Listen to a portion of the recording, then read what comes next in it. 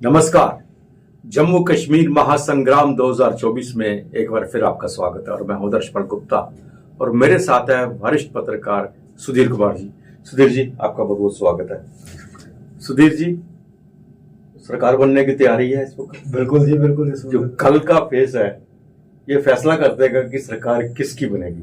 Almost यही फैसला, क्योंकि इस वक्त जो सबका रुझान जो है कल के फेस के ऊपर लगा हुआ है। सभी पार्टियों की दाव जो है लगी हुई है, अपनी इज्जत दाव पे लगी हुई है और सभी नेता जो है जम्मू पहुंच रहे हैं क्योंकि अब तीसरा फेज जो है वो जम्मू की तरफ ही बढ़ता है और लास्ट फेज जम्मू की तरफ बढ़ता रहेगा। जैसे आज जिस तरह से हम बात कर रहे थे तो हम आज जम्मू वेस्ट की बात करेंगे। जी, नई वाली जम्मू वेस्ट आफ्टर डिलिमिटेशन। पहले तो दो ही होती थी, ईस्ट वेस्ट होती थी, इसके बाद नॉर्थ आ गई, बहू आ गई, तो आरसपुरा आ गई, इनको डिवाइड कर दिया। अब जो नई जम्मू वेस्ट बनी है उसके बारे में आज बात करेंगे, दर्शकों को उसके बारे में जानकारी देंगे। जम्मू वेस्ट जो नई कॉन्स्टिट्यूंसी बनी है उसमें 1,05,411 वोट है। ठीक है। और इसमें से 15 जीएमसी जम्मू म्युनिसिपल कॉर्पोरेशन के वार्ड भी हैं। जी, बिल्कुल, आपने दुरुस्त बताया। और इसमें से कुछ मंडाल फला और गोल गुजराल का भी हिस्सा है, कुछ एरिया इस पे भी है। और यहाँ पे इस वक्त 12 कैंडिडेट जो है मैदान में है। पहले 13 थे और एक का जो वेबसाइट है इसकी इलेक्शन कमीशन की, उनके मुताबिक एक रिजेक्ट हो गया था। वो भारतीय जनता पार्टी की थी, पूनम गुप्ता थी। जी, बिल्कुल सही। उनका पेपर रिजेक्ट हुआ था। ये क्यों रिजेक्ट हुआ था ये तो कहते विड्रॉ किया, लेकिन जो वेबसाइट बता रही है कि उनकी नॉमिनेशन का रिजेक्ट हो गया, रिजेक्शन बता रही। और भारतीय जनता पार्टी की तरफ से वहां अरविंद गुप्ता है, ऑफिशियल कैंडिडेट है और इस वक्त कैंडिडेट वो चुनाव लड़ रहे हैं। कांग्रेस की तरफ से है चौधरी मनमोहन सिंह। जी, पहले डिप्टी मेयर भी रहे हैं। बिल्कुल रहे हैं। ठीक है। और सबसे बड़ी बात यह है कि यहाँ पे पहली बार शिवसेना उद्धव ठाकरे की तरफ से भी कैंडिडेट वहां भी खड़ा हुआ है, मीनाक्षी छिब्बर। शिवसेना के पहला कैंडिडेट जो है मीनाक्षी छिब्बर यहाँ से लड़ा है। और साथ में पीडीपी के भी है, पीडीपी के रजत गुप्ता है वहां पे, वो भी चुनाव लड़ रहे हैं। और आजाद पार्टी से भी डीपीआईबी की गौरव चोपड़ा है। जी, बिल्कुल। और बाकी सब इंडिपेंडेंट हैं। 12 कैंडिडेट है, बाकी सारे के सारे इंडिपेंडेंट है। बड़ी इंपॉर्टेंट सीट है ये क्योंकि इसका अर्बन और रूरल दोनों एरिया में मिलता है, मिक्स है।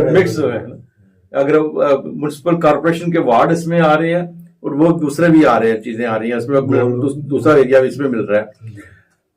तो इसमें एक चीज बड़ी इंपॉर्टेंट है, वो ये है कि इस कॉन्स्टिट्यूंसी में 20,000 जो है यंग वोटर है। बिल्कुल सही कहा। और वही डिसाइड करेंगे इनकी किस्मत का फैसला। बिल्कुल, ये 100% आपने सही कहा। यंग वोटर जिस साइड पे जाएगा वही पार्टी। बिल्कुल। तो इस वक्त अब वार्ड नंबर 15 की इसके वेस्ट की बात करें, जम्मू वेस्ट की, तो आपको क्या लग रहा है कि वहां का क्या समीकरण बन रहे हैं इस पर? देखो, ये वार्ड जो पहले आपने बताया, जैसे कि वार्ड नंबर जम्मू वेस्ट जो है, पहले बहुत बड़ी जम्मू वेस्ट एरिया होता था, जम्मू वेस्ट का होता था। उसको 3 भाग में इन्होंने कुछ एरिया इनका जम्मू ईस्ट में डाल दिया, कुछ को जम्मू नॉर्थ में कर दिया, कुछ को जम्मू वेस्ट में कर दिया। यहाँ पे देखा आपने, कल भी देखा, हमने दिखाया, दर्शकों को बताया कि जो जम्मू नॉर्थ में भी ऑलमोस्ट 1 लाख के वोटर करीब वोटर थे। यहाँ पे भी 1 लाख के करीब वोटर है। जम्मू ईस्ट में थोड़ा सा कम रहे थे वोटर, लेकिन यहाँ 2 जो है ना कॉन्स्टिट्यूंसी, जैसे आपने एक बड़ा इंपॉर्टेंट जो की बात की, इस कॉन्स्टिट्यूंसी के अंदर 20,000 युवा वोटर है। युवा वोटर मींस फर्स्ट टाइम और यंग वोटर। वो सारे पढ़े लिखे नौजवान होंगे, वो जिस तरफ जाएंगे उसी पार्टी की जीत का परचम लहरा देंगे। ये बात तो पक्की है उनकी। दूसरा, ये कैंडिडेट जैसे अरविंद जी हैं और चौधरी मनमोहन सिंह जी हैं। अरविंद जी तो बिल्कुल फ्रेश कैंडिडेट हैं बीजेपी के। ठीक है, इनके वहाँ पे बीजेपी के और भी कंटेंडर थे, बड़े लोग थे वहाँ पे, पार्टी के लिए मैंडेट के लिए कोशिश कर रहे थे। अल्टीमेटली मैंडेट तो एक ही को मिलना था। बिल्कुल। वो अरविंद जी को मिल गया।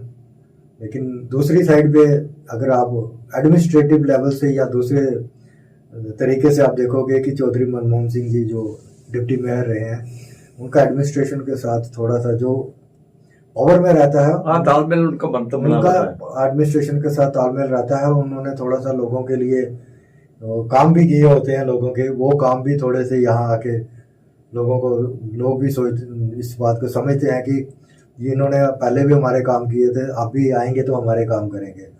ऐसे ही अरविंद जी के लिए बिल्कुल ये फर्स्ट टाइमर है, नया है।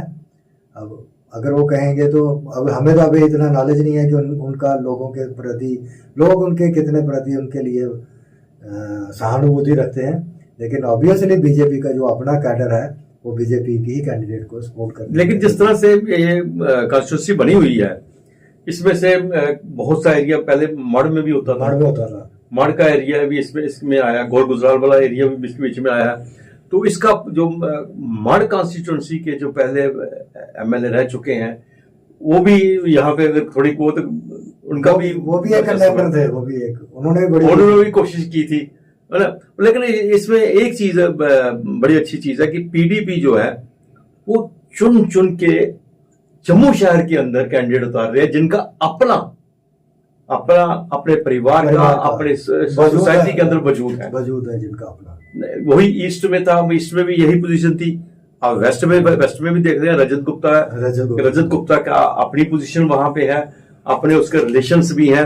लेकिन जहां पर पार्टीज की बात करें, शिवसेना की बात हम जरूर करेंगे इसमें, जी जी जी जी, क्योंकि मनीष साहनी जो है प्रेसिडेंट है शिवसेना का, वो शुरू से लगा हुआ प्रेसिडेंट, उसको ऑफर्स भी बीच में बहुत बार आई, सब कुछ आया, पार्टी बदलने के लिए आई, फिर भी उसने शिवसेना का दामन नहीं छोड़ा, वो भी उद्धव ठाकरे का।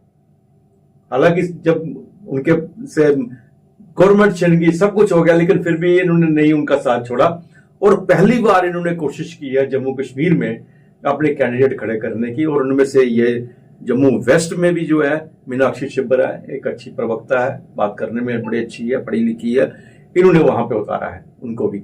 लेकिन गौरव चोपड़ा जो है ना, आजाद पार्टी से हम बात करें तो आजाद पार्टी तो मुझे लग नहीं रहा कि कहीं पे वो नजर आ रही है। आजाद साहब खुद बीमार होकर बैठ गए थे, आप बीच बीच में एक बाइट उनका बीच में सोशल मीडिया में दिखाई दे रहा है, जो आ रहा है, लेकिन वो उनकी तरफ से लग रहा है कि कोशिश नहीं है। वो जितनी सिंसियरिटी से उन्होंने कैंपेन करनी थी पार्टी के लिए, वो नहीं है। अब मुकाबला दोनों के बीच में है। डेफिनेटली शिवसेना का अपना है वहां पे, रजत गुप्ता का अपना है, ये लोग भी वहां से वोटों का जो तोड़ेंगे, वो जो तोड़ेंगे वोट, इनमें से अधिकतर वोट जो होंगे भारतीय जनता पार्टी के होंगे। ये एक आपने बड़ी अच्छी बात की दर्श जी, जैसे मुनीष जी की आपने थोड़ा सा आपने रेफरेंस दिया। जैसे महाराष्ट्र में जब उद्धव ठाकरे जी की सरकार वहां पे बनी थी, तो अक्सर देखा जाता है कि जो लोग जो सरकार में जब आते हैं तो बहुत से लोग उस पार्टी के साथ जुड़ जाते हैं। तो मुनीष जी भी जुड़े पार्टी के साथ, लेकिन सरकार चलेगी ये पार्टी के साथ ही रहे। ये ऐसे बहुत से कम लोग होते हैं जो ऐसी चीजें जिनके माइंड में रहता है, जो पार्टी के वफादार होते हैं। अक्सर क्या होता है, पार्टी की सत्ता चली गई, पार्टी दूसरी साइड स्विच ओवर कर जाते हैं, उसकी चली गई फिर वापस आ गए, जिसको हम घर वापसी का नाम दे देते हैं। ये आपने देखा इधर भी जम्मू कश्मीर में भी ऐसा है। तो ये बड़ी अच्छी बात है कि काफी लोग जो है उनकी पार्टी भी यहाँ से इलेक्शन लड़ रही है, और ऑब्वियसली शिवसेना का भी एक अपना एक वोट बिल्कुल जम्मू कश्मीर में कम से कम उनका आधार तो बनेगा, जम्मू में अपना आधार तो बनेगा उनका। और सबसे बड़ी बात है कि मैंने आपसे मनीष जी से बात की थी, जहाँ इंटरव्यू उनका भी किया था, तो उनको फाइनेंशियली भी कोई हेल्प नहीं है पार्टी की तरफ से। वो कह रहे थे हमारे पास पैसा नहीं है, और बिना पैसे के चुनाव लड़ना कोई आसान नहीं है, बहुत मुश्किल काम है, बहुत मुश्किल। अब तो ऑफिशियली जब इतनी अमाउंट इलेक्शन कमीशन ने रख दी है, तो बाकी ऊपर वाले तो बात ही नहीं करते, तो उतनी भी कहां से लानी है, लेकिन इसको लेके जितने भी हमारे टॉप लीडर्स हैं सभी पार्टीज के, ये 2-4 दिन में आप उनको जम्मू में देखेंगे, उनकी रैलियों को सुनेंगे, चाहे एमएम स्टेडियम में कुछ भी हालात बन जाए, चाहे मैच यहाँ हो ना हो, लेकिन स्पीचें होंगी। ग्राउंड तबाह हो रही है, होती रहे, लेकिन स्पीचें होंगी, वो आपको सुनने को मिलेगी। अभी वो इनका जो कश्मीर का पीएलए चलता, कश्मीर वाला ही चलता था, मैचेस से होने थे, वो टूर्नामेंट होनी थी, वो भी मुझे लगता है अभी पेंडिंग पड़ गई है, नहीं हो पाएगी। नहीं, वो कहाँ, वो चले गए, उनकी टीम आई थी वहां से, अपने ग्राउंड मैन आए थे, तो उन्होंने जब पीएम की रैली के बारे में उनको पता चला कि पीएम साहब यहाँ पे रैली करेंगे, तो उन्होंने अपना काम वाइंड अप किया और निकल गए, वहाँ से चले गए वापस। अब रैली के बाद ही, इलेक्शन के बाद ही जो होगा। सुनील जी, क्योंकि आपने हमेशा स्पोर्ट्स को कवर किया है, जी, स्पोर्ट्स के साथ आप जुड़े हुए, स्पोर्ट्स का आपकी कवरेज को लेके जो पूरा जम्मू कश्मीर मानता है, लेकिन कहाँ अब तक उचित है कि एक स्टेडियम में, एक पिच को बनाने में लाखों करोड़ों रुपए आप ग्राउंड को बनाने में खर्च कर देते हैं, और रैलीज को आती है वो तबाह करके चली जाती है। ये नहीं हम कह रहे कि पीएम की रैली या भारतीय जनता पार्टी किसी की भी रैली हो, कोई ऐसी जगह और होनी चाहिए रैली जहां पे कम से कम, अगर गणतंत्र दिवस आता है तो लोगों की गेम बंद हो जाती है, वो खेलना, उनकी प्रैक्टिस बंद हो जाती है। अगर कोई रैली होती है, प्रैक्टिस बंद हो जाती है, सिक्योरिटी टाइट हो जाती है, हर चीज होती है, ग्राउंड की तबाही अलग से हो जाती है। तो ये सारी बातें जो है, ये कम से कम एटलीस्ट जो है, एक ही तो स्टेडियम है आपके पास, एक ही स्टेडियम जम्मू में, और उसको भी आप तबाह कर देते हो। और तीसरे दिन अगर इससे बड़ी जगह भी कोई देख सकते तो जब आप पुंछ रजौरी से आपके कार्यकर्ता जम्मू आ सकते हैं, तो जम्मू के कार्यकर्ता भी सांबा या कहीं और दूसरी जगह जा सकते हैं। इससे पहले भी तो पल्ली में किया था। शमशेर सिंह ग्राउंड है जो पलोड़ा में, हाँ। अभी अमित शाह जी की वहाँ रैली हुई। जब पल्ली में इतनी बड़ी प्रधानमंत्री की थी रैली, तो ये इस पे ऊपर भी प्रशासन को ध्यान देना चाहिए। कम से कम एक बड़ी मुश्किल से एक हमारे पास स्टेडियम है, और वहां पे अब जाके इंटरनेशनल लेवल के जो है मैचेस शुरू हो रहे हैं, पिछले साल से हो रहे हैं, और उसको फिर उसी के हालात में हो जाएगा। फिर उसके बाद वही ग्राउंड नहीं बनेगी, फिर जाके हो सकता है उसके बाद कोई और चुनाव सामने आ जाए। देखो, मैं एक चीज अदर जी यहाँ आपको बता देता हूँ कि जैसे आप बड़ा अच्छा ये भी आपने कहा, सुप्रीम कोर्ट की, हाई कोर्ट की एक डायरेक्शंस है, उन्होंने ऑर्डर पास किया हुआ है, किसी भी स्पोर्ट्स ग्राउंड में अदर देन स्पोर्ट्स एक्टिविटी नहीं होगी। लेकिन क्या करें, सरकार में जो बैठे होते हैं, जिसकी लाठी उसी को कहते हैं, सरकार में जो बैठे हैं, नहीं हमने करनी है, हमें स्टेडियम में है। जैसे आपने ठीक फरमाया, इंडिपेंडेंस डे होता है, रिपब्लिक डे होता है, डिवकॉम बोलते हैं जी हमने करनी वहां पे हमें स्टेडियम में। अब जो डिवकॉम डिवीजन का मालिक होता है, तो नीचे जो स्टाफ होता है वो बोल ही नहीं सकता कि हम यहाँ नहीं सर यहाँ करो। और यहाँ ऐसा नहीं है, ऑप्शंस बहुत हैं ऐसे रैली जैसे। बिल्कुल अभी आपके सामने हुई है, होम मिनिस्टर की रैली हुई, होम मिनिस्टर ने दो ही उन्होंने की है, तो कम गैदरिंग नहीं थी वहां पे भी।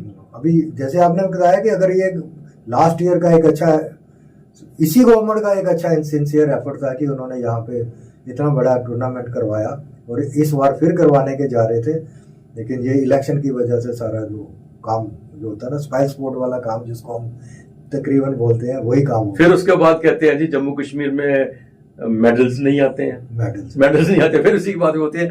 सुधीर जी, बहुत अच्छी तरह से आपने वेस्ट के बारे में बातचीत की, और उम्मीद करते हैं हमारे दर्शकों को इससे जो निकालना होगा मतलब वो अच्छी तरह से निकाल चुके होंगे। हालात कैसे हैं वो अभी आपको पता चल गया होगा। बाकी इसके बाद कल फिर आपसे भेंट करेंगे और नई कॉन्स्टिट्यूंसी के बारे में आपको बताएंगे, उसके बारे में जानकारी देंगे। तो जी, आप हमारे स्टूडियो में आए, जब दर्शकों को जानकारी दी, आपका बहुत बहुत धन्यवाद। शुक्रिया। आज के लिए बस इतना ही, नमस्कार।